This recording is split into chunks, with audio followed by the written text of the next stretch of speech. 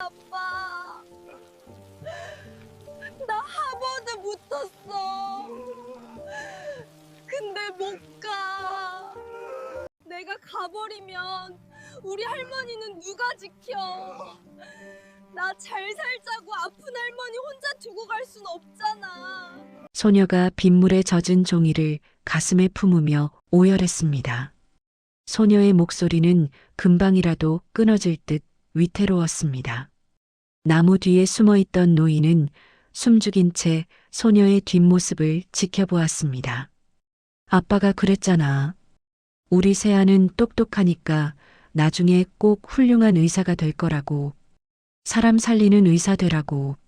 노인의 눈이 휘둥그레졌습니다. 과연 이 소녀에게는 무슨 일이 있었던 걸까요? 그리고 이 노인은 누구일까요? 사연 시작 전 구독과 좋아요 눌러주시고 행운이 많이 깃들기를 바라겠습니다. 하늘에 구멍이라도 뚫린 듯 장대비가 쏟아지는 날이었습니다. 경기도 파주의 한 야산 중턱, 제대로 된 길도 나 있지 않은 가파른 산길을 한 노인이 힘겹게 오르고 있었어요. 태상건설 회장 윤대현. 평생을 거친 건설 현장에서 호령하며 살아온 그였지만 70 후반의 나이에 진흙탕 산길을 오르는 건 쉽지 않아 보였죠. 최고급 구두는 이미 진흙 범벅이 되었고 검은 우산은 거센 비바람에 뒤집혀 살대가 부러진 지 오래였습니다. 민재야. 거친 숨을 몰아쉬며 노인이 멈춰선 곳은 번듯한 비석 하나 없는 초라한 나무 밑이었습니다. 돈이 없어 화장한 유골을 나무 밑에 묻는다는 수목장. 그 중에서도 관리비가 없어 가장 구석진 곳에 있는 비틀어진 소나무 한 그루가 아들의 무덤이었습니다. 노인은 나무에 매달린 코팅된 종이 쪼가리를 보며 가슴을 쥐어뜯었습니다. 고 윤민재. 비석 하나 세워주지 못한 아들의 초라한 마지막을 확인한 노인의 눈에서 뜨거운 눈물이 쏟아졌습니다. 이 못난 놈, 천하의 윤대현 아들이 이런 구석진 곳에 잠들어 있다니. 애비가 미안하다. 미안해. 노인이 나무를 붙잡고 오열하려던 바로 그 순간이었습니다. 빗소리 사이로 누군가의 흐느끼는 소리가 들려왔습니다. 노인은 황급히 나무 뒤로 몸을 숨겼죠. 안개 속에서 누군가가 소나무 앞에 웅크리고 앉아 있었습니다. 비에 젖어 축 늘어진 교복을 입은 깡마른 여학생이었습니다. 소녀는 우산도 없이 쏟아지는 비를 온몸으로 맞으며 흙투성이가 된 나무 뿌리를 어루만지고 있었어요. 아빠, 나왔어. 너무 오랜만에 왔지? 미안해. 소녀의 목소리는 금방이라도 끊어질 듯 위태로웠습니다. 노인은 숨죽인 채 소녀의 뒷모습을 지켜보았습니다. 소녀가 품속에서 비닐에 꽁꽁 싸맨 종이 한 장을 꺼내 나무 앞에 놓더군요. 아빠가 그랬잖아. 우리 세아는 머리가 좋으니까 나중에 꼭 훌륭한 의사가 될 거라고. 사람 살리는 의사 되라고. 소녀가 울먹이며 말을 이었습니다. 나 약속 지켰어, 아빠. 여기 봐. 이거 하버드 의대 합격증이야. 한국도 아니고 미국에서 제일 좋은 학교래. 나무 뒤에 숨어있던 노인의 눈이 휘둥그레졌습니다. 하버드 의대라니. 그 대단한 곳을 이 어린아이가 합격했다는 말인가요? 하지만 소녀의 다음 말은 노인의 가슴을 후벼 팠습니다. 근데 아빠, 나 여기 못 가. 내가 가버리면 우리 할머니는 누가 지켜? 아픈 할머니 혼자 두고 갈 순 없잖아. 알바비 모은 걸로는 비행기 표도 못 사. 소녀가 땅바닥을 치며 통곡하기 시작했습니다. 돈만 있었으면 10년 전에도 아빠 그렇게 안 보냈을 텐데. 내가 돈이 없어서 아빠도 죽고 내 꿈도 죽나 봐. 아빠 나 너무 무서워. 나 진짜 어떡해? 가난 때문에 아비를 잃고 꿈마저 포기해야 하는 소녀의 절규. 그것은 20년 전 가문이 정해준 혼처를 마다하고 근본 없는 여자를 택했다며 아들을 내쳤던 윤 회장을 향한 사형 선고나 다름없었죠. 노인은 저도 모르게 나무 뒤에서 발을 헛디디고 말았습니다. 부스러 나뭇가지 부러지는 소리에 놀란 소녀가 화들짝 고개를 돌렸습니다. 공포에 질린 사슴 같은 눈망울이 노인과 마주쳤어요. 누구세요? 소녀는 노인의 얼굴을 보자마자 비명을 지르며 뒷걸음질 쳤습니다. 이런 으슥한 산속에 검은 양복을 입은 노인이 서 있으니 나쁜 사람이라고 생각한 게 분명했죠. 아니다. 학생, 잠깐만. 노인이 손을 뻗으려 했지만 소녀는 허둥지둥 가방을 챙겨 산 아래로 도망치기 시작했습니다. 진흙탕에 미끄러지고 넘어지면서도 소녀는 뒤도 돌아보지 않고 달렸어요. 학생, 내 말 좀 들어보라니까. 노인이 뒤따라가려 했지만 굳어버린 다리는 말을 듣지 않았습니다. 그때 노인의 눈에 흙탕물 속에 떨어진 무언가가 들어왔습니다. 소녀가 급하게 도망치다 흘리고 간 낡은 지갑이었습니다. 가죽이 다해져 너덜너덜한 지갑이라 부르기도 민망한 물건이었죠. 노인은 떨리는 손으로 지갑을 집어들었습니다. 지갑 안에는 1,000원짜리 지폐 몇 장과 동전, 그리고 투명 칸에 끼워진 사진 한 장이 있었습니다. 사진을 본 노인의 심장이 쿵 하고 내려앉았습니다. 이건 누렇게 바랜 흑백 사진. 중간이 찢어졌다가 투명 테이프로 엉성하게 이어붙인 흔적이 역력했습니다. 사진 속에는 젊은 시절의 윤 회장이 어린 아들 민재를 목마 태우고 환하게 웃고 있었습니다. 20년 전 며느리를 데려왔던 아들에게 너는 내 자식도 아니다라며 윤 회장이 직접 찢어버렸던 바로 그 사진이었습니다. 민재야. 아들은 찢어진 사진 조각을 몰래 주워가 죽는 날까지 품고 있었던 겁니다. 그리고 그 사진을 이제는 얼굴도 모르는 손녀가 보물처럼 간직하고 있었습니다. 사진 뒤편에는 삐뚤빼뚤한 글씨로 이렇게 적혀 있었죠. 그리운 아빠, 그리고 한 번도 뵙지 못한 할아버지. 내가 무슨 짓을 한 거야? 노인은 쏟아지는 빗속에서 사진을 가슴에 품고 무릎을 꿇었습니다. 자신이 내친 아들이, 자신이 외면한 핏줄이 이토록 사무치게 자신을 그리워하고 있었다니. 천하의 윤대현 회장이 흙탕물에 엎드려 짐승처럼 울부짖었습니다. 저 산 아래로 사라진 손녀를 이번에는 절대로 놓치지 않겠다고 다짐하면서요. 다음 날 아침 비가 언제 왔냐는 듯 해가 쨍쨍하게 내리쬐는 서울 강남의 한복판이었습니다. 태상건설 본사 회장실 대신 윤 회장이 향한 곳은 강남에서도 가장 비싼 외제차들이 드나든다는 고급 세차장이었어요. 비서실장이 건넨 쪽지 한 장.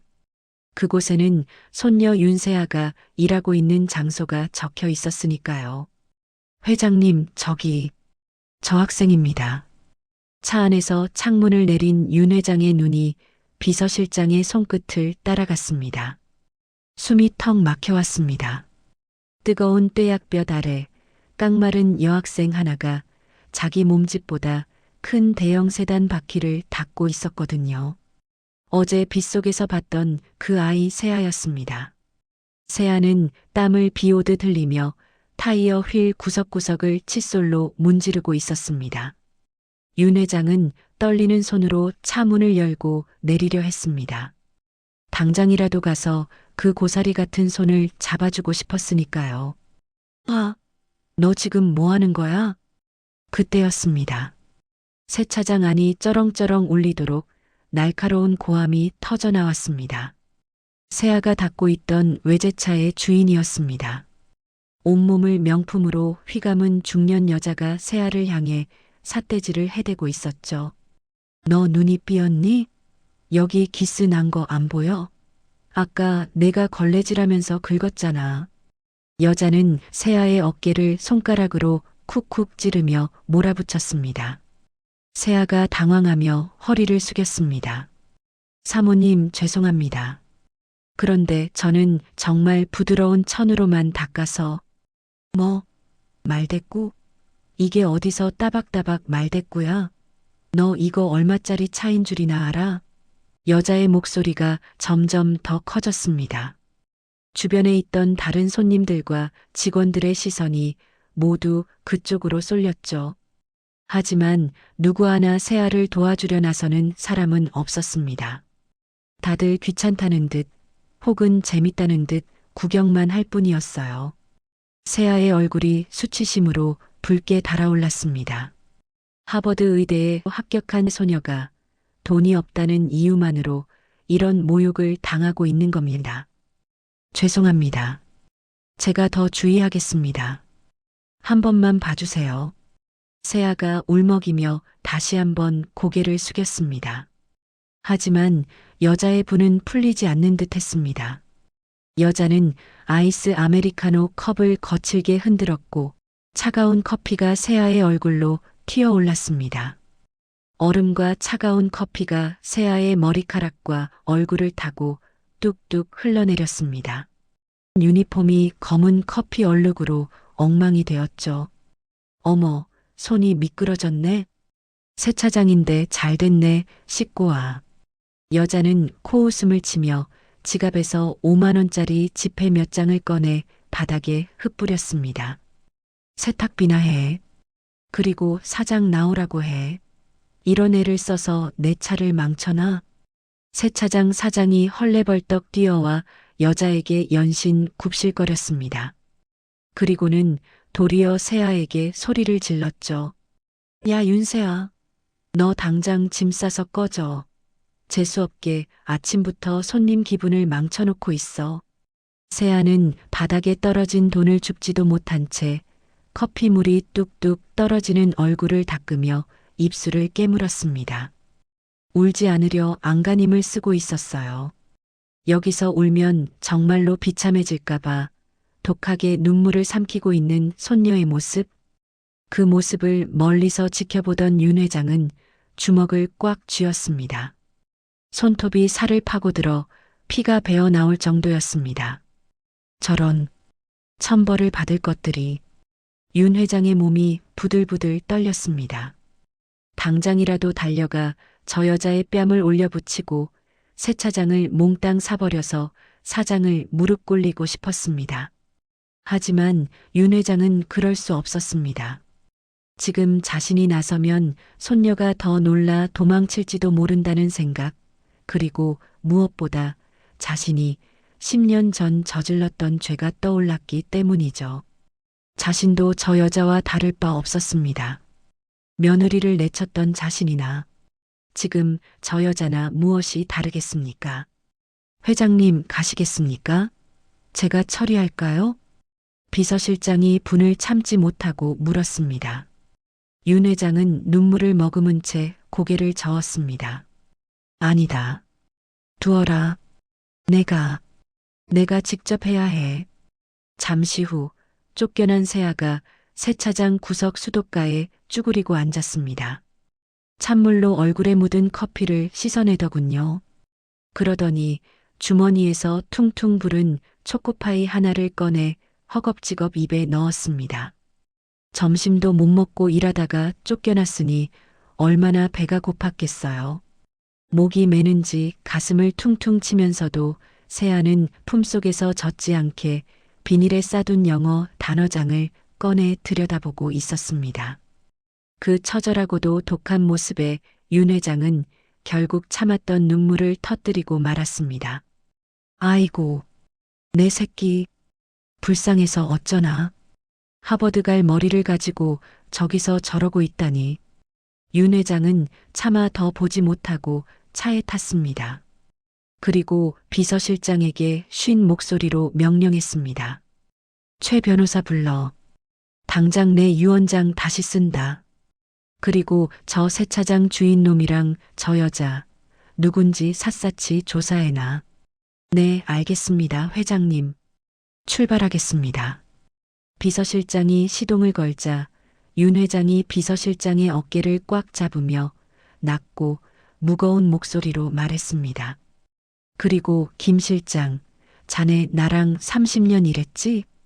네, 네, 그렇습니다만. 만약에 내가 저 아이를 지키다가 무슨 일이 생기거나 내 힘이 닿지 않게 되면 윤 회장의 눈빛이 맹수처럼 번뜩였습니다. 자네가 내 대신 저 아이를 지켜 내 목숨을 바쳐서라도 저 아이만큼은 털끝 하나 다치지 않게 하란 말이야. 알겠나? 비서실장은 백미러로 보이는 회장의 결기 어린 표정에 압도되어 크게 대답했습니다. 명심하겠습니다, 회장님. 차가 출발했습니다. 하지만 윤 회장의 시선은 백미러 속 작아지는 손녀의 모습에서 떨어질 줄 몰랐습니다. 가슴속에서 뜨거운 불덩이가 치밀어 올랐습니다. 이제 윤 회장의 목표는 단 하나였습니다. 자신의 모든 것을 걸고서라도 이 지옥 같은 가난에서 손녀를 건져 올리는 것, 그리고 그 앞을 막는 자들은 그게 누구든 가만두지 않겠다는 서슬퍼런 다짐이었습니다. 하지만 윤 회장은 아직 모르고 있었습니다. 자신의 등 뒤에서 또 다른 검은 그림자가 손녀를 노리고 있다는 사실을요.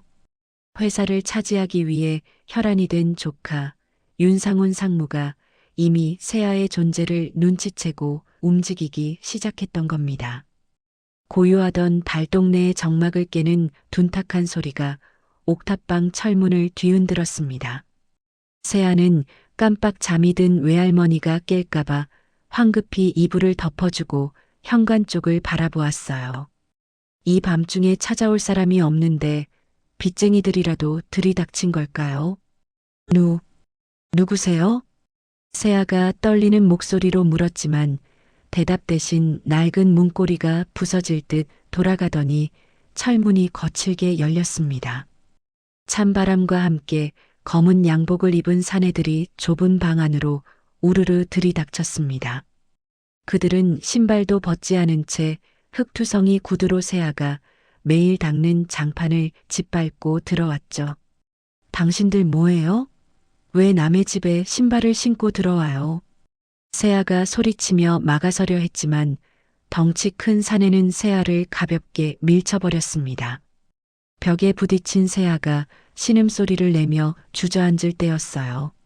사내들 사이로 말끔한 정장을 입은 중년 남자가 손수건으로 코를 막으며 들어왔습니다. 태상건설 윤상훈 상무, 바로 윤 회장의 조카였습니다. 어우, 냄새. 사람이 이런 돼지우리 같은 데서 어떻게 사나 몰라. 윤상훈은 혐오스럽다는 눈빛으로 방 안을 휘 둘러보다가 바닥에 주저앉은 세아를 내려다보며 비릿하게 웃었습니다. 내가 그 윤세아냐? 하버드 붙었다는 똑똑한 핏줄이? 세아의 눈동자가 흔들렸습니다. 자신의 이름을 알고 있는 이 낯선 남자가 두려웠지만 세아는 입술을 깨물며 노려보았습니다. 누군데 제 이름을 알아요? 나가요. 안 나가면 경찰 부를 거예요. 경찰? 하하. 윤상훈이 비웃음을 터뜨리더니 품 안에서 두툼한 노란 봉투 하나를 꺼내 세아의 얼굴을 향해 툭 던졌습니다. 봉투가 바닥에 떨어지자 묵직한 소리가 났습니다. 돈 냄새가 풀풀 나는 현금 뭉치였죠. 신고하고 싶으면 해. 대신 그 전화 한 통이면 저기 누워있는 노인네 약값은 영영 끊길 줄 알아라. 세아가 흠칫하며 잠든 할머니 쪽을 바라보았습니다. 윤상훈은 흙 묻은 구두로 바닥에 떨어진 돈 봉투를 툭툭 쳤습니다. 이거 챙겨서 떠나라. 한국이든 미국이든 우리 회장님 눈에 안 띄는 곳으로 아주 멀리. 쥐 죽은 듯 살면 이 정도 돈은 매달 보내주마. 회장님이라니요? 무슨 소리를 하는 거예요? 세아는 영문을 몰라 되물었습니다. 윤상훈이 허리를 숙여 세아와 눈을 맞췄습니다. 그의 눈빛이 뱀처럼 차갑게 빛났습니다. 모른 척 연기하지 마. 내가 어제 묘지에서 회장님 일부러 만난 거 다 알아. 찢어진 사진까지 흘리고 갔다며? 아주 치밀하게 준비했더라. 세아는 숨이 턱 막혔습니다. 어제 묘지에서 마주친 그 무서운 노인이 회장님이라니. 그리고 그 사람이 자신을 알고 있다니. 오해예요. 전 그분이 누군지도 몰라요. 그냥 아빠 보러 갔던 것뿐이라고요. 시끄러워. 윤상훈이 버럭 소리를 지르며 세아의 멱살을 잡으려다 더럽다는 듯 손을 털었습니다. 내 말 똑바로 들어. 회장님은 지금 노망이 드셨어. 너 같은 거 걷어봤자 득 될 거 없다고. 그러니까 주제 파악하고 기회 줄 때 사라져. 만약 한 번만 더 회장님 얼씬거리면. 윤상훈이 잠든 할머니 쪽을 턱짓으로 가리키며 나지막이 속삭였습니다. 그땐 저 노인네 장례식부터 치르게 될 거야. 내가 태상건설 상무야. 이깟 판잣집 하나 밀어버리고 사람 묻는 건 일도 아니란 소리지. 세아의 온몸이 공포로 굳어버렸습니다. 할머니는 세아에게 남은 유일한 가족이었습니다. 이 사람들은 정말로 무슨 짓이든 할 사람들 같아 보였어요. 가자. 여기 오래 있다간 내 옷에도 곰팡이 피겠다. 윤상우는 멍하니 앉아있는 세아를 비웃으며 몸을 돌렸습니다. 우르르 나가는 사내들의 발소리가 쿵쿵거리며 멀어졌습니다. 부서진 문틈 사이로 찬 바람이 휑하니 들어왔습니다. 세아는 바닥에 떨어진 돈 봉투를 보며 덜덜 떨었습니다. 그 돈은 마치 독사가 다리를 틀고 있는 것처럼 끔찍해 보였죠. 아빠, 나 무서워. 나보고 어쩌라고. 세아는 할머니의 앙상한 손을 꼭 잡고 소리 죽여 울었습니다. 하버드고 의사고 다 포기하고 싶었습니다. 그저 할머니와 안전하게 살 수만 있다면 어디론가 숨어버리고 싶은 심정뿐이었죠. 하지만 세아는 몰랐습니다. 윤상훈이 다녀간 그 시각 윤 회장 역시 세아를 지키기 위해 밤을 새우며 무언가를 준비하고 있다는 사실을요. 두 사람의 운명을 건 싸움은 이제 막 시작된 참이었습니다.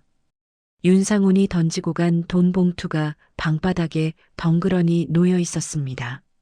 세아는 마치 더러운 벌레라도 보는 듯 그 봉투를 바라보았죠. 돈 냄새. 누군가에게는 향기로울지 몰라도 지금 세아에게는 구역질이 날 만큼 역겨운 비린내였습니다. 하지만 세아는 그 돈을 집어 던질 수도 태워버릴 수도 없었습니다.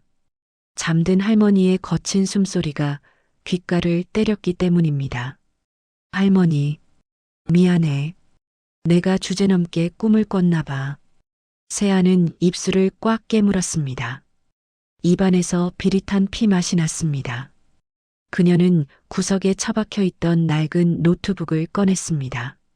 세차장 손님이 버린다는 걸 사장님에게 사정해서 얻어온 화면 한쪽이 깨진 노트북이었죠. 전원 버튼을 누르자 윙하는 소음과 함께 희미한 불빛이 들어왔습니다. 세아의 떨리는 손가락이 키보드 위를 맴돌았습니다. 하버드 의과대학 입학처. 화면에 뜬 합격 축하 메시지가 깨진 액정 사이로 일그러져 보였습니다.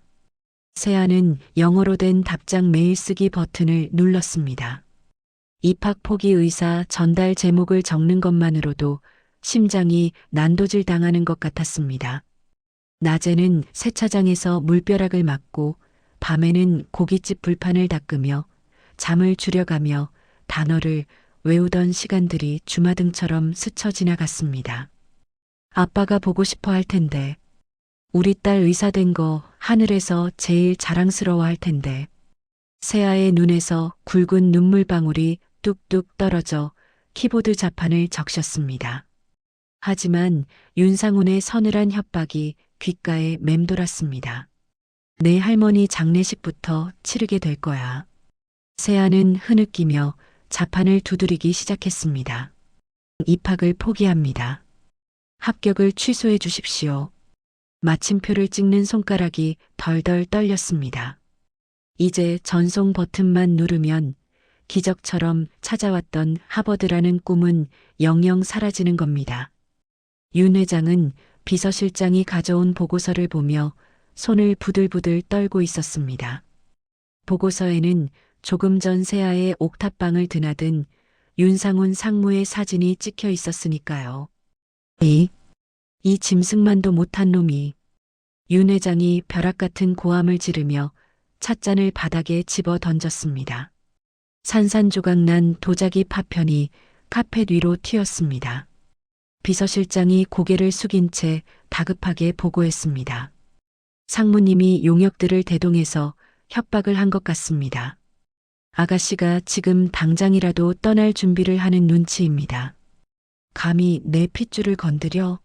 내가 아직 시퍼렇게 눈을 뜨고 있는데 감히 내 손녀를 협박해? 윤 회장의 눈에서 살기가 뿜어져 나왔습니다. 20년 전 자신의 독선 때문에 아들을 잃었습니다. 그런데 이제는 조카라는 놈이 나타나 겨우 찾은 손녀의 인생마저 짓밟으려 하고 있는 겁니다. 더 이상 참을 수도 기다릴 수도 없었습니다. 윤 회장은 옷걸이에 걸린 낡은 점퍼를 거칠게 낚아챘습니다. 차 대기시켜. 당장 간다. 회장님, 지금 시간이 너무 늦었습니다. 그리고 경호원도 없이 가시면 위험할 수도. 시끄러워. 내 손녀가 죽게 생겼는데 밤낮이 무슨 상관이야. 윤 회장은 지팡이를 짚고 태풍처럼 집무실을 나섰습니다. 그의 발걸음에는 전성기 시절 건설 현장을 호령하던 불도저 윤대현의 기백이 서려 있었습니다. 세아의 손가락이 마우스 위에 얹혀 있었습니다.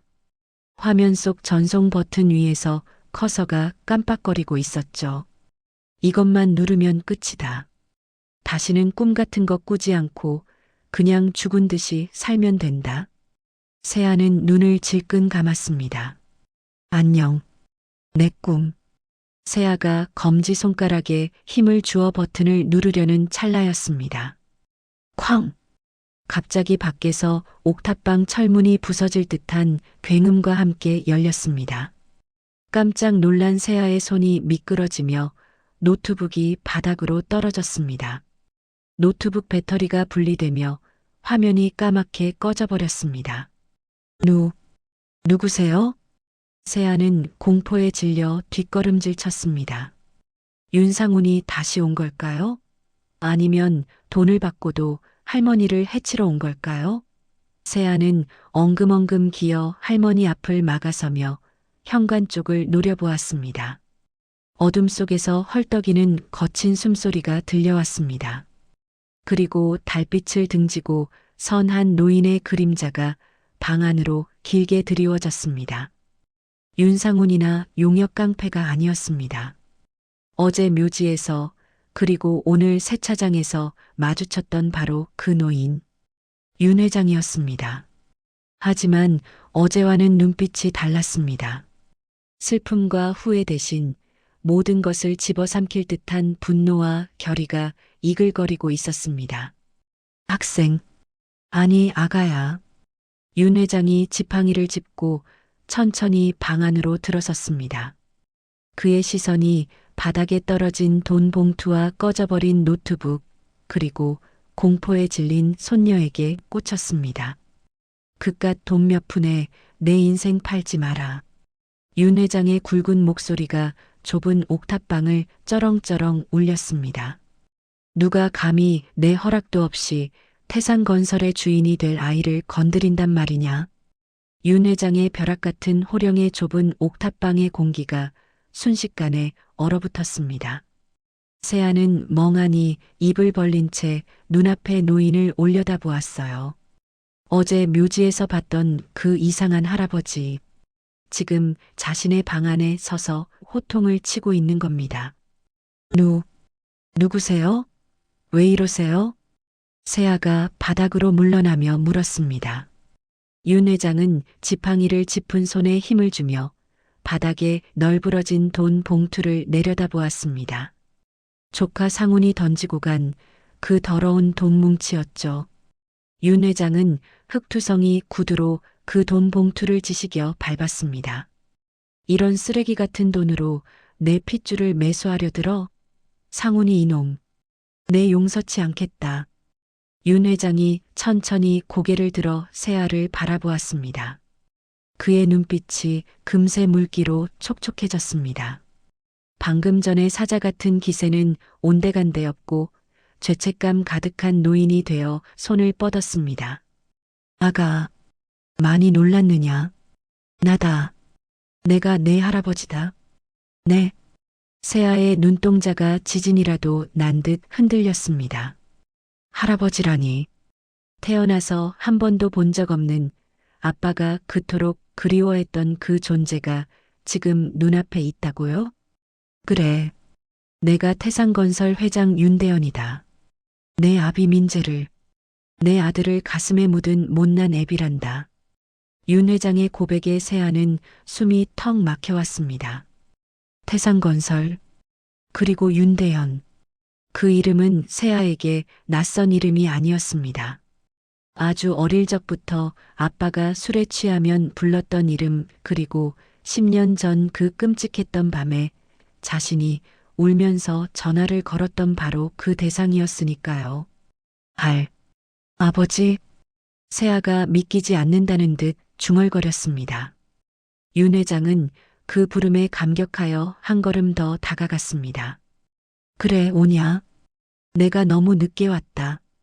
그동안 고생 많았지? 이제 다 끝났다. 저 따위 돈 봉투는 잊어버려라. 윤 회장이 세아의 어깨를 감싸려 했습니다. 가자. 이런 누추한 곳에서 더는 살 필요 없다. 하버드? 보내주마. 의사? 만들어주마. 내가 원하는 건 뭐든지 다 해주마. 내 전 재산을 털어서라도 널 지켜줄 테니. 윤 회장의 손이 세아의 낡은 티셔츠에 닿으려는 찰나였습니다. 짝! 날카로운 마찰음이 옥탑방을 갈랐습니다. 세아가 윤 회장의 손을 잇는 힘껏 쳐낸 것입니다. 윤 회장은 당황하여 굳어버렸습니다. 세아의 눈에서 닭똥 같은 눈물이 후두둑 떨어지고 있었습니다. 하지만 그 눈물은 감동의 눈물이 아니었습니다. 서슬퍼런 증오와 원망, 그리고 살기 어린 분노의 눈물이었습니다. 당신이 태상건설 회장이라고요? 세아가 치를 떨며 일어섰습니다.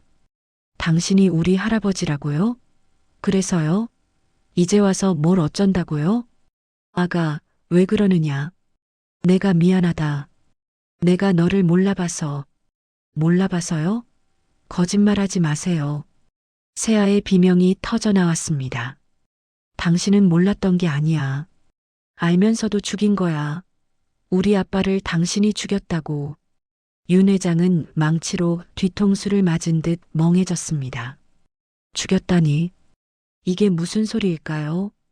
기억 안 나세요? 10년 전 비 오던 날 밤 세아가 윤 회장을 향해 삿대질을 하며 악을 썼습니다. 아빠가 피투성이가 돼서 병원에 실려갔을 때, 수술비가 없어서 의사들이 손도 안 대고 있을 때 내가 전화했잖아. 아빠 휴대폰에 저장된 회장님 번호로 내가 전화했잖아. 윤 회장의 심장이 쿵 하고 내려앉았습니다. 기억 저편 까맣게 잊고 있었던 기억 하나가 희미하게 떠올랐습니다. 중요한 입찰 경쟁이 있던 날 밤, 모르는 번호로 전화가 와서 아이 울음소리가 들리자 신경질적으로 끊어버렸던 그 기억. 할아버지, 우리 아빠 좀 살려주세요. 에이, 시끄러워. 다신 전화하지 마. 윤 회장의 입에서 탄식이 흘러나왔습니다. 다리에 힘이 풀려 비틀거렸습니다. 그게 너였느냐? 그 전화가 너였어? 그래요. 나예요. 내가 살려달라고 빌었잖아. 제발 돈 좀 빌려달라고. 아빠 죽는다고 울었잖아. 근데 당신이 뭐라고 했어? 시끄럽다고 끊었잖아. 세아가 가슴을 쥐어뜯으며 오열했습니다. 그 전화 끊기고 5분 뒤에 우리 아빠 죽었어. 수술방에도 못 들어가 보고 차가운 복도에서 그냥 죽었다고. 당신이 죽인 거야. 돈 많으면 뭐해? 핏줄도 못 알아보는 살인자 주제에. 윤 회장은 가슴을 움켜쥐며 그 자리에 주저앉았습니다. 자신의 오만함이, 자신의 무심함이 아들의 마지막 숨통을 끊었다는 사실. 돈으로 쌓아 올린 태산건설의 영광이 사실은 아들의 목숨값 위에 서 있었다는 끔찍한 진실이 윤 회장을 덮쳤습니다. 나가요. 당장 나가. 내 집에서 나가란 말이야. 세아는 바닥에 떨어진 돈 봉투를 집어 윤 회장의 얼굴에 뿌렸습니다. 돈다발이 허공에 흩날리며 윤 회장의 늙은 몸 위로 떨어졌습니다. 돈 필요 없어. 하버드 안 가면 그만이야. 살인자 돈으로 의사 돼서 뭐해? 당신 같은 사람 안 보게 해주는 게 나 도와주는 거야. 가란 말이야. 다신 오지 마. 세아는 문을 활짝 열고 윤 회장의 등을 떠밀었습니다. 천하의 윤 회장이 19 소녀의 힘에 속수무책으로 밀려났습니다. 쫓겨난 윤 회장은 차가운 시멘트 바닥에 내동댕이 쳐졌습니다. 철문이 쾅 하고 닫혔습니다. 문 안쪽에서 들려오는 세아의 통곡 소리가 달동네의 밤하늘을 찢어놓을 듯 울려 퍼졌습니다. 아빠 미안해. 내가 저 사람 들여서 미안해. 윤 회장은 일어날 수 없었습니다. 자신이 저지른 죄가 너무나 크고 무거워서 흩어진 돈다발 속에 파묻혀 하염없이 눈물만 흘릴 뿐이었습니다. 구하러 왔다가 지옥을 보고 말았습니다. 이 지옥은 그 누구도 아닌 윤 회장 자신이 만든 지옥이었습니다. 달동네의 가파른 언덕길을 구급차가 붉은 등을 번쩍이며 내려갔습니다. 세아는 철문 앞에 주저앉아 멀어지는 구급차 꽁무니를 멍하니 바라보고 있었어요. 방금 전까지 자신의 발목을 잡고 오열하던 노인. 자신이 살인자라고 몰아세우자 가슴을 부여잡고 쓰러진 그 사람이 실려갔습니다. 세아의 손이 덜덜 떨렸습니다. 내가 너무 심했나? 그래도 노인인데. 원망스러운 마음 한구석에서 스멀스멀 피어오르는 죄책감. 아빠를 죽게 한 원수지만 눈앞에서 사람이 쓰러지는 걸 보니 덜컥 겁이 났던 겁니다. 하지만 세아는 그 감정을 애써 눌러 담았습니다. 10년 전 그날 밤 차가운 수술실 앞 복도에서 느꼈던 절망을 떠올리며 입술을 깨물었죠. 아니야. 동정할 필요 없어. 저 사람은 벌을 받는 거야. 비서실장이 초조하게 수술실 앞을 서성이고 있었습니다. 급성 심근경색. 윤 회장의 심장이 멈출 뻔했다는 의사의 말에 태산건설 전체가 발칵 뒤집혔습니다. 그때 복도 끝에서 구두굽 소리가 요란하게 들려왔습니다. 윤상훈이었습니다.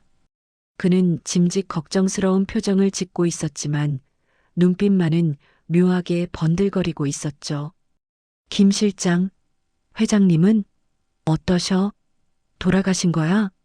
상무님, 목소리 낮추십시오. 다행히 고비는 넘기셨지만 의식이 없으십니다. 충격이 너무 크셔서 깨어나실지 장담할 수 없다고. 의식이 없어? 윤상훈의 입꼬리가 저도 모르게 실룩거렸습니다. 그가 기다려왔던 순간이었습니다. 호랑이가 쓰러졌으니 이제 이 구역의 왕은 자신이 될 차례였으니까요. 윤상훈은 비서실장의 어깨를 툭툭 치며 은밀하게 말했습니다. 김 실장, 오늘 회장님 쓰러지신 거 언론에 절대 새어나가면 안 돼. 주가 떨어져. 그리고 윤상훈이 눈을 가늘게 떴습니다. 회장님 쓰러지게 만든 원인 제공자, 그 계집애 말이야. 처리해야겠지? 그게 무슨 말씀이십니까? 아가씨는 회장님의 유일한 뭐, 핏줄? 웃기지 마. 윤상훈이 버럭 소리를 질렀습니다. 그 계집애가 회장님한테 무슨 짓을 했는지 알아? 충격받아 쓰러지게 만들었잖아. 폐륜도 이런 폐륜이 없어. 할아버지를 잡아먹으려는 마귀 같은 것이라고. 윤상우는 사실을 교묘하게 비틀었습니다. 그리고 비서실장을 무섭게 노려보며 쐐기를 박았죠. 잘 들어. 회장님 깨어나실 때까지 회사 결정권은 내가 가진다. 내 허락 없이 그 계집애 병원 근처에 얼씬도 못하게 해. 만약 쥐새끼 한 마리라도 들이면 자네부터 해고야. 알았어? 비서실장은 입을 다물 수밖에 없었습니다. 지금 당장 권력을 쥔 건 윤상훈이었으니까요. 윤상훈은 병원을 나서며 어딘가로 전화를 걸었습니다. 목소리에는 잔인한 살기가 서려 있었습니다. 나다. 지금 당장 애들 풀어서 달동네로 가. 회장님도 안 계신데 봐줄 거 뭐 있어? 오늘 밤 안으로 싹 다 밀어버려. 아주 짐 싸들고 제 발로 기어나오게 만들란 말이야. 새벽이 밝아오고 있었지만 세아는 한숨도 자지 못했습니다. 불안한 예감이 가시질 않았거든요. 그때였습니다. 갑자기 밖에서 웅성거리는 소리와 함께 옥탑방의 전기가 팟하고 나갔습니다. 냉장고 돌아가는 소리가 멈추고 방 안이 칠흑 같은 어둠에 잠겼습니다. 왜 이러지? 정전인가? 세아가 더듬더듬 손전등을 찾으려는데 이번에는 물이 끊겼습니다. 싱크대 수도꼭지에서 씩씩거리는 바람소리만 날 뿐 물이 나오지 않았습니다. 그리고 밖에서 쇠파이프로 철문을 두드리는 소리가 들려왔습니다. 윤세아 씨, 안에 있는 거 다 아니까 나오지? 좋은 말로 할 때 문 열어. 어제 왔던 윤상훈의 수아들, 용역들이었습니다. 하지만 이번에는 윤 회장이라는 방패막이가 없었습니다. 세아는 공포에 질려 잠든 할머니를 껴안았습니다. 할머니 일어나 봐. 우리 도망가야 할 것 같아. 세아야, 왜 그러니? 춥구나. 불 좀 켜라. 지병이 있는 할머니는 전기장판이 꺼지자마자 한기를 느끼며 신음했습니다. 세아는 눈물이 핑 돌았습니다. 전기도 끊고 물도 끊고 이건 사람을 말려 죽이겠다는 심산이었습니다. 세아가 용기를 내어 창문을 조금 열고 소리쳤습니다.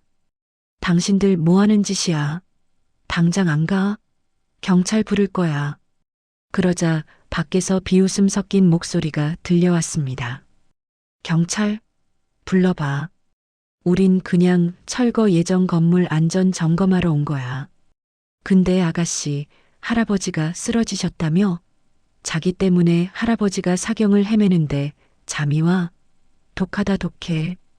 그 말은 세아의 가슴을 후벼 팠습니다. 용역들은 세아의 죄책감을 자극하며 심리적으로 압박해왔습니다. 상무님이 전화란다. 내가 할아버지 잡아먹은 불길한 아이라고. 그러니까 조용히 사라지라고. 안 그러면 내 할머니도 내 꼴 날 거라고 말이야. 유리창 깨지는 소리와 함께 돌멩이 하나가 방 안으로 날아들었습니다. 돌멩이에는 쪽지가 붙어 있었죠. 오늘 안으로 방 빼. 안 그러면 다음엔 불 지른다. 야! 세아는 할머니를 감싸 안으며 바닥에 엎드렸습니다. 지옥이었습니다. 할아버지가 구원해 주러 왔던 그곳이 할아버지가 쓰러지자마자 무법천지로 변해버린 겁니다. 세아는 깨진 유리 조각 사이에서 오열했습니다. 아빠, 나 진짜 어떡해? 할아버지도 쓰러지고 나 때문에 다 죽게 생겼어. 하버드 합격증이 든 가방을 끌어안은 세아의 어깨가 가늘게 떨렸습니다. 이제 세아를 지켜줄 사람은 아무도 없었습니다.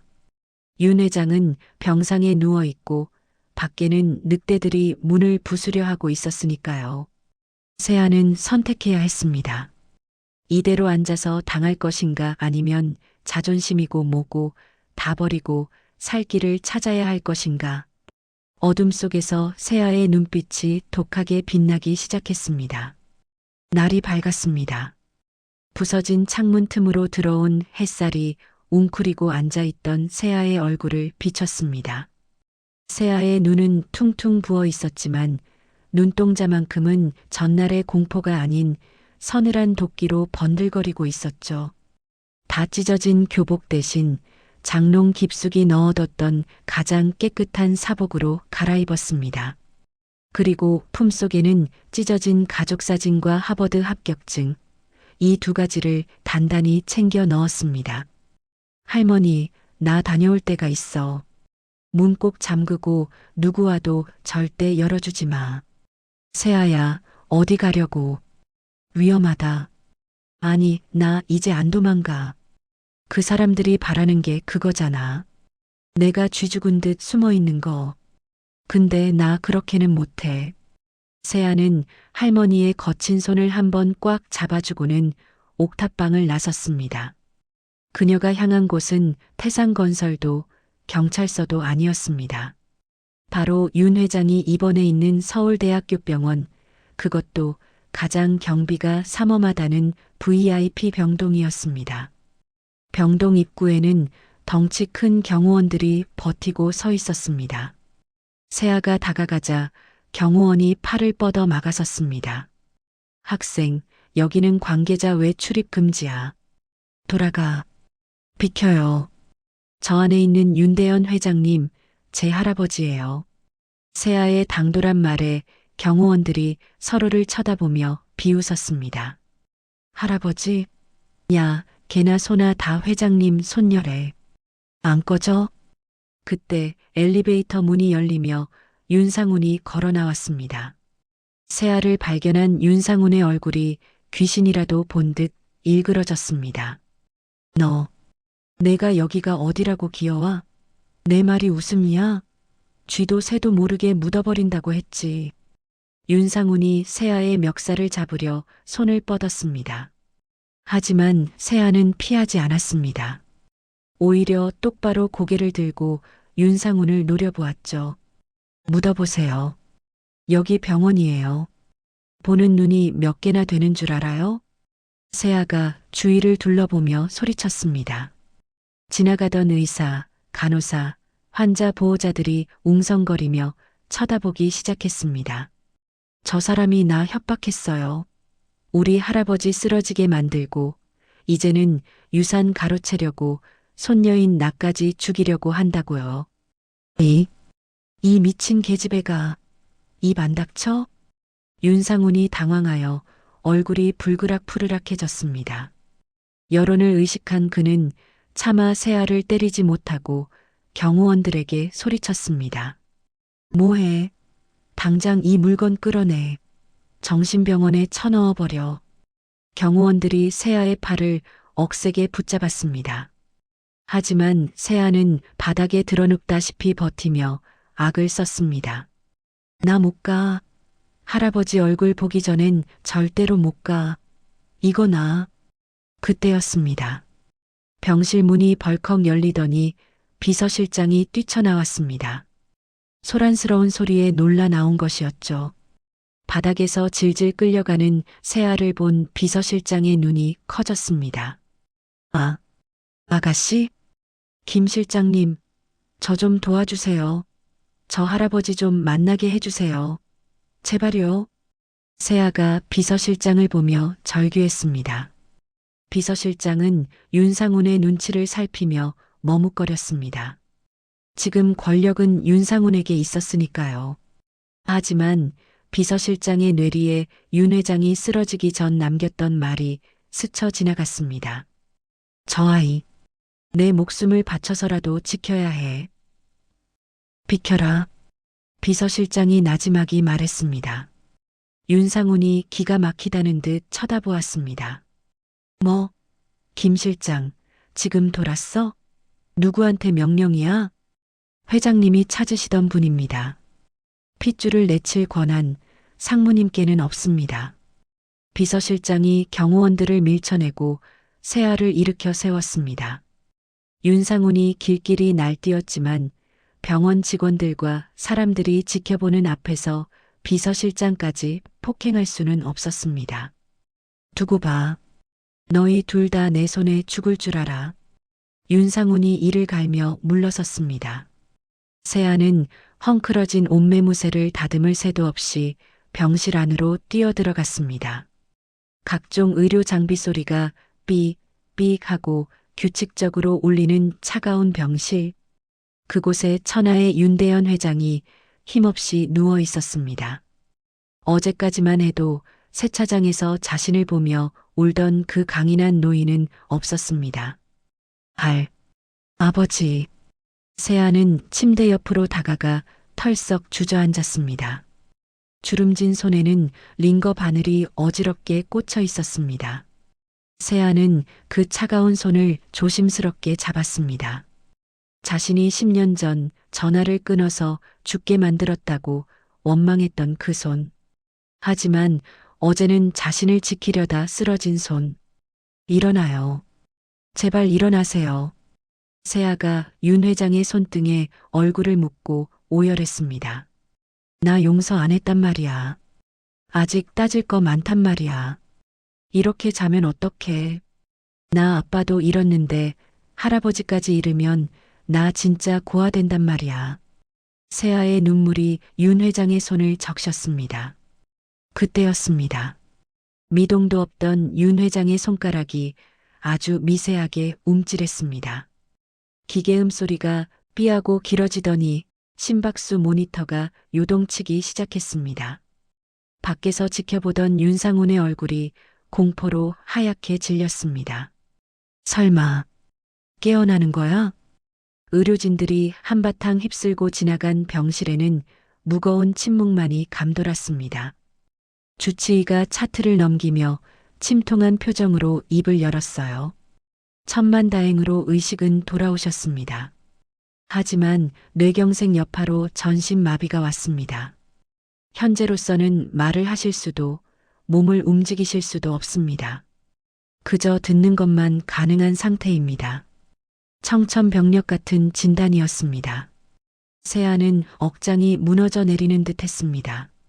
하지만 윤상훈의 표정은 달랐습니다. 의사가 나가자마자 그는 비릿한 미소를 지으며 침대맡으로 다가왔죠. 들리십니까, 회장님? 저 상훈입니다. 몸을 못 쓰신다니 참 안타깝네요. 윤 회장의 눈동자가 윤상훈을 향해 격렬하게 흔들렸습니다. 당장이라도 일어나 놈의 멱살을 잡고 싶었지만 손가락 하나 까딱할 수 없는 자신의 처지가 비참할 뿐이었습니다. 윤상훈은 윤 회장의 그런 마음을 비웃기라도 하듯 품에서 서류 뭉치를 꺼내 흔들어 보였습니다. 걱정 마십시오. 회사는 제가 잘 꿀 거? 아니, 잘 관리하겠습니다. 이건 회장님 성년후견인 신청서랑 주식 양도 각서입니다. 도장만 찍으면 끝나는데 손이 이래서야 원. 윤상훈이 혀를 차며 인주를 꺼냈습니다. 그리고 꼼짝 못하는 윤 회장의 엄지손가락을 억지로 잡아 인주에 문질렀습니다. 하지마. 이거 나. 세아가 달려들어 윤상훈의 팔을 밀쳐냈습니다. 하지만 윤상훈은 세아를 거칠게 뿌리쳤습니다. 세아가 바닥에 나뒹굴었습니다. 비켜. 이 노인네는 이제 껍데기야. 법적으로 아무 효력도 없는 식물인간이라고. 내가 지장만 찍으면 태상건설은 내 거야. 윤상훈이 광기 어린 눈으로 다시 윤 회장의 손을 잡으려 했습니다. 그때였습니다. 바닥에 쓰러져 있던 세아의 눈에 기이한 광경이 포착되었습니다. 윤 회장의 눈이 터질 듯이 충혈되며 눈꺼풀이 파르르 떨리고 있었습니다. 그리고 시선이 윤상훈이 아닌 침대 옆 협탁 위에 놓인 호출배를 향해 필사적으로 고정되어 있었죠. 할아버지는 다 알고 계셔. 포기한 게 아니야. 세아는 번개처럼 몸을 날렸습니다. 윤상훈을 막는 대신 침대 위로 뛰어올라 윤 회장의 귀에 대고 소리쳤습니다. 할아버지, 제 말 들리면 눈을 감으세요. 제발요. 윤 회장의 눈이 질끈 감겼습니다. 세아의 확신은 현실이 되었습니다. 세아는 윤상훈을 노려보며 외쳤습니다. 맞지? 다 듣고 계셔. 의사 표현도 하신다고. 당신이 억지로 지장 찍으면 그거 다 무효야. 뭐라고? 윤상훈이 멈칫했습니다. 세아는 물러서지 않고 윤 회장의 가슴 위에 손을 얹으며 또박또박 말했습니다. 이 병실에 CCTV 있는 거 알지? 당신이 지금 강제로 지장 찍는 거 다 녹화되고 있어. 내가 이 녹화본 들고 경찰서 가면 당신은 사문서 위조의 폭행죄로 바로 감옥행이야. 하버드 의대 합격생다운 명석한 두뇌 회전이었습니다. 세아는 법적인 허점을 정확히 찔렀습니다. 윤상훈의 얼굴이 불그락푸르락해졌습니다. 지금 억지로 찍었다가 나중에 문제가 되면 골치 아파질 게 뻔했습니다. 독한 것, 머리 좀 쓴다 이거지? 윤상훈이 서류를 구겨 주머니에 쑤셔 넣었습니다. 좋아. 오늘은 봐주지. 어차피 저 노인네 며칠 못 가. 말도 못하는 벙어리가 뭘 할 수 있겠어? 이사회 열어서 금치산자 판정받으면 그만이야. 윤상훈은 씩씩거리며 병실 문을 발로 차고 나갔습니다. 폭풍이 지나간 자리 세아는 다리가 풀려 침대 옆에 주저앉았습니다. 하지만 울지 않았습니다. 세아는 떨리는 손으로 윤 회장의 땀 맺힌 이마를 닦아주었습니다. 할아버지, 저놈 말이 틀렸어요. 할아버지는 혼자가 아니에요. 제가 있잖아요. 세아가 윤 회장의 눈을 똑바로 바라보며 말했습니다. 이제부터 제가 할아버지 입이 되어 드릴게요. 우리가 힘을 합치면 저 나쁜 놈 이길 수 있어요. 제 말 맞으면 눈 한번 깜빡이세요. 윤 회장의 눈이 천천히 그리고 힘있게 감겼다 뜨였습니다. 그것은 단순한 생리적 반응이 아닌 굳은 의지가 담긴 대답이었습니다. 세아는 주머니에서 영어 단어장을 꺼내 뒷면의 빈 종이를 찢었습니다. 그리고 펜을 들어 윤 회장 눈앞에 들이밀었습니다. 할아버지, 연습해요. 눈동자를 오른쪽으로 굴리면 기역, 왼쪽은 니은. 제가 자음 모음 짚을 테니까 맞는 글자에서 눈 깜빡이세요. 침대 위 말 못하는 노인과 손녀의 처절한 소통이 시작되었습니다. 윤 회장은 온 힘을 다해 눈동자를 굴렸습니다. 세아는 숨소리조차 죽이고 할아버지의 눈짓 하나하나를 종이에 옮겨 적었습니다. 한참의 시간이 흐르고 종이 위에는 삐뚤빼뚤하지만 분명한 글자가 완성되었습니다. 옷장 속 점퍼. 세아의 눈이 커졌습니다. 윤 회장의 눈동자가 병실 구석 옷장을 향했습니다. 병원에 실려올 때 비닐봉지에 담겨 구석에 처박혀 있던 흙투성이 그 점퍼, 그 안주머니에 반격을 위한 마지막 카드가 들어있다는 신호였습니다. 세아는 옷장 구석 비닐봉지 안에 처박혀 있던 흙투성이 점퍼를 뒤졌습니다. 윤 회장이 세아의 옥탑방을 찾아올 때 입었던 그 낡은 옷이었죠. 안주머니 깊숙한 곳, 손가락 끝에 차가운 금속 감촉이 느껴졌습니다. 세아가 꺼낸 것은 손가락만 한 USB 메모리였습니다. 할아버지, 이거죠? 이 안에 그 사람 잡을 증거가 있는 거죠? 세아가 묻자 침대에 누운 윤 회장의 눈이 강하게 깜빡였습니다. 그것은 20년간 태상건설을 이끌어온 회장의 마지막 보험이자 조카 윤상훈의 비자금 내역이 담긴 비밀 장부였습니다. 세아는 USB를 주먹에 꽉 쥐었습니다. 이 작은 물건 하나에 할아버지의 명예와 자신의 미래가 달려 있었습니다. 찾았어. 세아의 심장이 터질 듯 뛰기 시작했습니다. 그때였습니다. 병실 문 밖에서 윤상훈의 날카로운 목소리가 들려왔습니다. 야, 김 실장. 너 거기서 뭐해? 누가 병실 앞 지키라고 했어? 상무님, 회장님 아니가 걱정돼요. 시끄러워.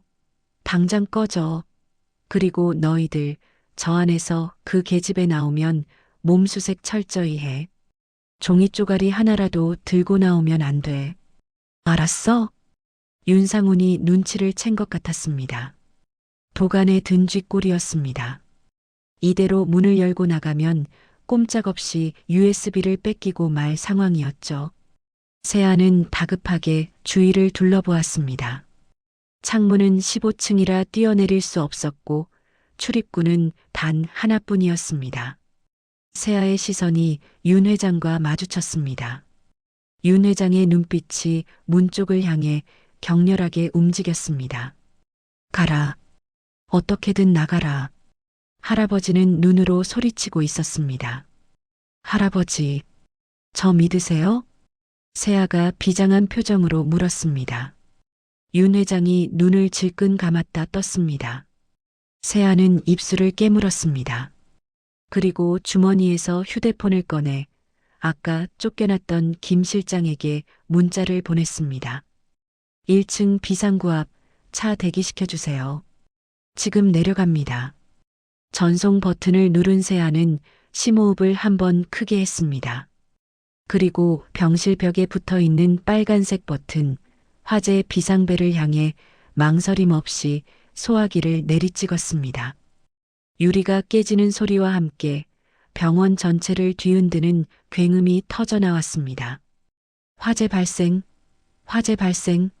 전 직원 및 환자분들은 즉시 대피하십시오. 요란한 사이렌 소리와 함께 스프링클러가 터지며 복도에 물이 쏟아지기 시작했습니다. 병원은 순식간에 아수라장이 되었습니다. 뭐야? 불이야? 어디서 난 거야? 문 밖에서 윤상훈과 경호원들이 당황해서 우왕좌왕하는 소리가 들렸습니다. 바로 지금이었습니다. 세아는 문을 박차고 뛰쳐나갔습니다. 복도는 대피하려는 사람들과 의료진들이 뒤엉켜 혼란 그 자체였습니다. 아, 저것 잡아. 거기 안 서? 윤상훈이 인파 속에서 뛰어나가는 세아를 발견하고 소리쳤습니다. 경호원 2명이 세아의 뒤를 쫓았습니다. 세아는 젖은 바닥에 미끄러질 뻔하면서도 죽으림을 다해 달렸습니다. 엘리베이터는 이미 10,000원이었습니다. 세아는 비상구 계단으로 몸을 던졌습니다. 계단을 2칸씩 뛰어내려가는데 위층에서 쿵쿵거리며 쫓아오는 발소리가 들렸습니다. 윤상훈이 직접 쫓아오고 있었습니다. 그는 이 USB를 뺏기면 끝장이라는 걸 직감한 듯 했습니다. 세아가 1층 로비에 다다랐을 때 앞을 가로막은 건 윤상훈이 미리 배치해둔 또 다른 경호원들이었습니다. 저기 있다. 잡아. 앞뒤가 모두 막힌 상황. 세아는 로비 중앙에 멈춰 섰습니다. 뒤에서는 윤상훈이, 앞에서는 거구의 사내들이 포위망을 좁혀왔습니다. 윤상훈이 거친 숨을 몰아쉬며 비열하게 웃었습니다. 독한 것. 어디 도망을 가? 그 주머니에 있는 거 내놓으면 목숨만은 살려주마. 오지 마. 가까이 오면 이거 부숴버릴 거야. 세아가 USB를 높이 쳐들고 소리쳤습니다. 하지만 윤상훈은 코웃음을 쳤습니다. 부숴? 그거 부수면 내 할아버지도 끝이야. 순순히 내놓는 게 좋을걸. 윤상훈이 손을 뻗어 세아를 덮치려는 찰나였습니다. 병원 로비의 유리 회전문이 박살날 듯 굉음을 내며 검은색 세단 한 대가 인도로 돌진해 들어왔습니다. 타이어 타는 냄새와 함께 차가 세아와 경호원들 사이를 가로막고 멈춰 섰습니다. 운전석 창문이 내려가고 다급한 목소리가 들렸습니다. 아가씨, 타십시오. 비서실장 김 실장이었습니다. 그는 해고를 각오하고, 아니 인생을 걸고 윤 회장의 핏줄을 구하러 온 것이었습니다. 세아는 망설임 없이 뒷문을 열고 차에 뛰어들었습니다. 이 망할. 차 막아. 못 가게 막아. 윤상훈이 악을 쓰며 차 보닛 위로 몸을 날렸습니다. 하지만 김 실장은 엑셀을 끝까지 밟았습니다. 엔진의 포효와 함께 차가 급출발하자 매달려 있던 윤상훈이 바닥으로 나뒹굴었습니다. 차는 윤상훈의 경호원들을 아슬아슬하게 피하며 병원 주차장을 빠져나갔습니다. 잡아, 쫓아가란 말이야. 바닥에 처박힌 윤상훈이 흙투성이가 된 채 주먹으로 땅을 쳤습니다. 멀어지는 검은 세단의 뒷공무니를 보며 윤상훈의 눈에 핏발이 섰습니다. 이제 전면전이었습니다. 세아의 손에는 자신의 목숨 줄인 USB가 들려 있었으니까요. 차 안에서 거친 숨을 몰아쉬던 세아는 뒤를 돌아보았습니다. 멀어지는 병원 건물 15층. 그곳에 홀로 남겨진 할아버지가 생각나 가슴이 미어졌습니다. 할아버지, 조금만 기다려요. 내가 이거 세상에 다 알리고 꼭 다시 데리러 갈게. 세아는 USB를 가슴에 품고 다짐했습니다. 이제 도망치는 건 끝났습니다. 할아버지를 지키기 위해 그리고 자신의 미래를 찾기 위해 세아는 반격을 시작했습니다. 제10챕터 소나무에 다시 찾아온 봄. 다음 날 오전 태산건설 대회의실은 긴장감으로 가득 차 있었습니다. 윤상훈이 긴급 소집한 임시 주주총회가 열리고 있었기 때문입니다. 단상에 선 윤상훈은 짐짓비통한 표정으로 마이크를 잡았습니다. 존경하는 주주 여러분, 윤대현 회장님께서는 현재 의식불명 상태로 더 이상 경영을 지속할 수 없다는 의료진의 판단이 내려졌습니다. 이에 저는 회장님의 유일한 혈육인 조카로서 윤상훈이 눈물을 훔치는 척하며 말을 이으려던 순간이었습니다. 육중한 회의실 문이 열리며 당찬 목소리가 장내를 갈랐습니다. 틀렸습니다.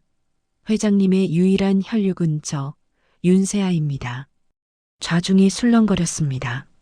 세아가 헝클어진 머리칼을 쓸어 넘기며 당당하게 걸어 들어왔습니다.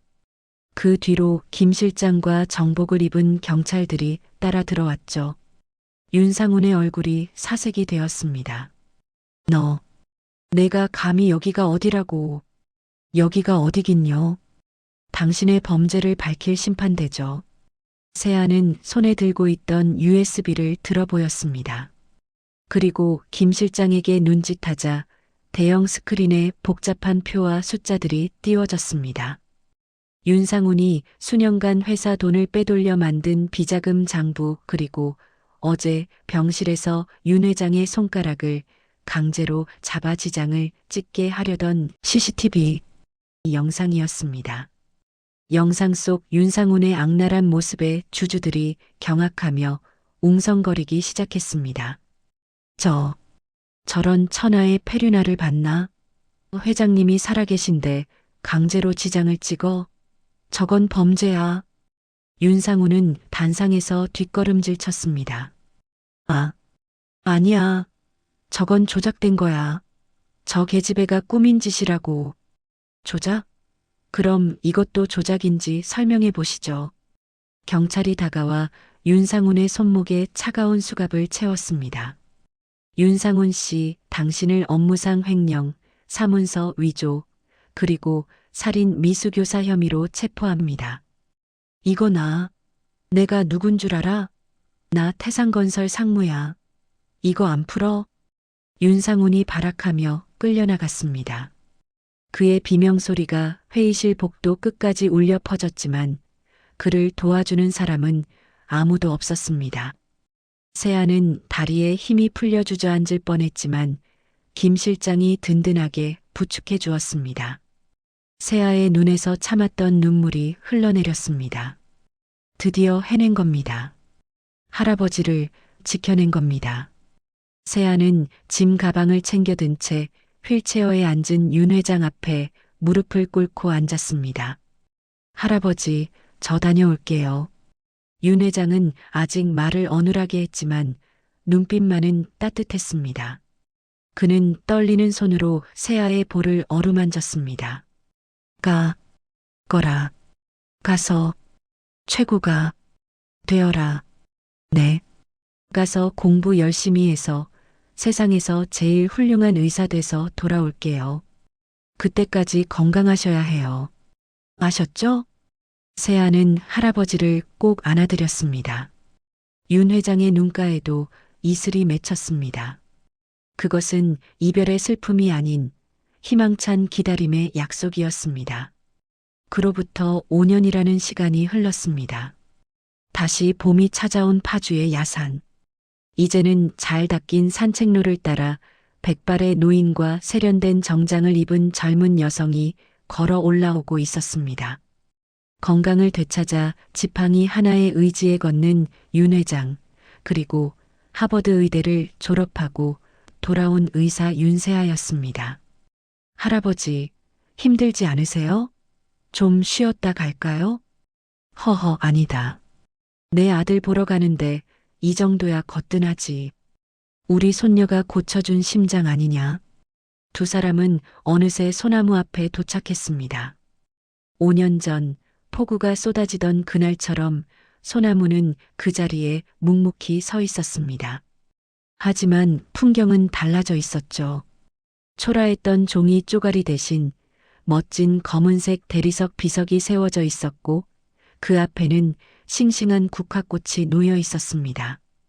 세아는 비석을 어루만지며 환하게 웃었습니다.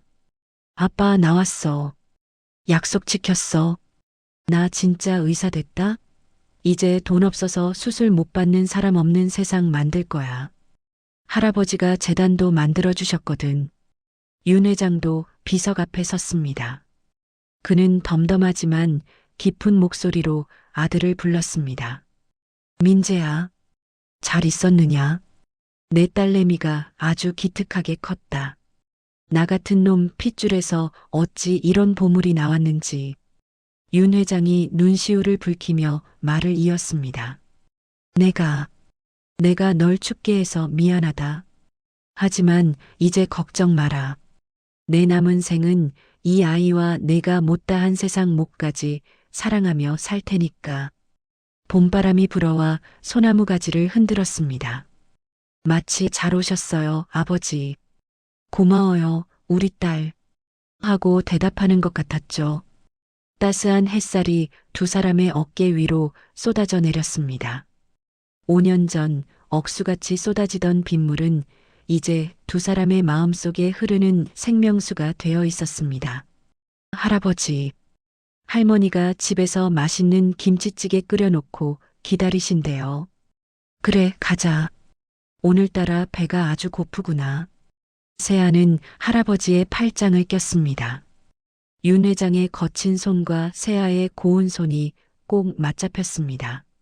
가파른 달동네도 차가운 빗물도 이제는 추억이 되었습니다. 서로가 있기에 더 이상 춥지 않은 두 사람의 뒷모습이 봄 햇살 속으로 걸어 들어갔습니다. 피는 물보다 진하고 사랑은 그 어떤 시련보다 강하다는 것을 증명하며 말이죠. 오늘 이야기 어떠셨나요? 서로를 원망하며 시작했지만 결국 서로를 구원하고 진정한 가족이 된 할아버지와 손녀의 이야기가 여러분의 가슴에도 따뜻한 봄바람처럼 닿았기를 바랍니다. 지금 혹시 가족 때문에 혹은 힘든 현실 때문에 마음 아파하고 계신가요? 비가 그치면 반드시 해가 뜨듯 여러분의 인생에도 반드시 쨍하고 해 뜰 날이 올 거라고 믿습니다. 오늘 이야기가 마음에 드셨다면 구독과 좋아요, 그리고 따뜻한 응원의 댓글 부탁드립니다. 저는 다음에도 더 감동적이고 가슴 벅찬 이야기로 찾아뵙겠습니다.